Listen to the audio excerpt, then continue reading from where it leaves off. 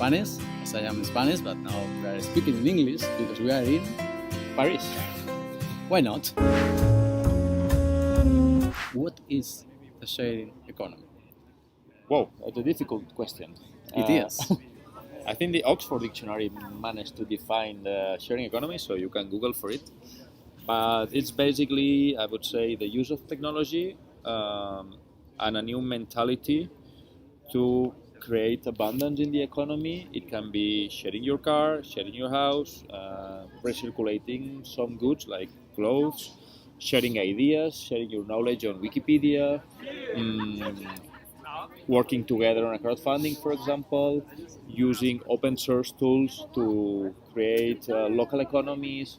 It's really a diverse range of activities, difficult to define, to be honest. I think that the sharing economy and the regulation of it has to encompass economic and non-economic transactions because everybody should have the equal rights and duties. Either you are using money or you are using all the means. So, for instance, if we are a neighborhood and we want to share, I don't know, different tools or whatever, and we don't exchange money, that is sharing economy.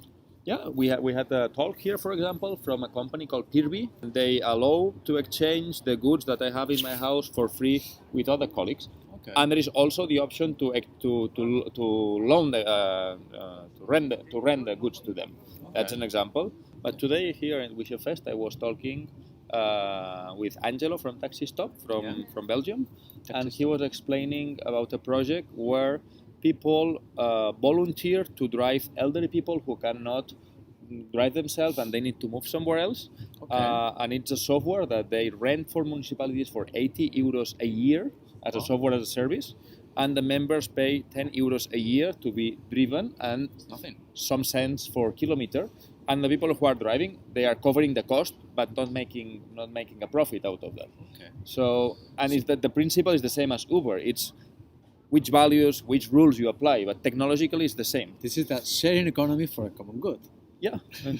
What kind of connections do you find between the sharing economy with the other models such as the social economy, the circular economy, the economy for common good? You mentioned before cooperatives, social enterprises. Yeah, I think you did the study better than I want to know your opinion. No, but I think you were pretty right. I think we have this common vision and this common goal of having a sustainable planet first, because we can talk about many things, but if we are destroying the environment, I think we're a stop speaker. Yeah, we can have a lot of money, but if you cannot breathe, that's not a good plan. I don't like that. It's not. So I think we all have this goal of having a sustainable environment. I think trying to have a more equal society with less inequality, obviously. No, we've read a lot recently about increasing inequality, and the use of technology has this risk of creating more inequality, because in the current capitalism, the people who have the capital will have the means to create new tools, new technologies that will widen the gap. So we need to be careful and use open technologies that are not captured. One thing we use is called stigmergy. Stigmergy it's how the ants, we don't have ants around here. Stigmergy is a word and how the ants coordinate. So they have some level of coordination. They are looking for food around the area, and when someone discovers something good, it will leave like traces, chemical traces for the other to follow. But it's not a central coordination. So there is a vision. Okay, let's get food, let's say. So in this case, we have our vision of, okay, let's fix the world, let's have a better economy, and everybody will explore in different directions. And what is interesting is we can share and leave traces to the others, so we can copy. And this is how WeShare works. We are a distributed network. We have no central coordination. Sometimes it's complicated, but we have the culture of leaving traces of what works.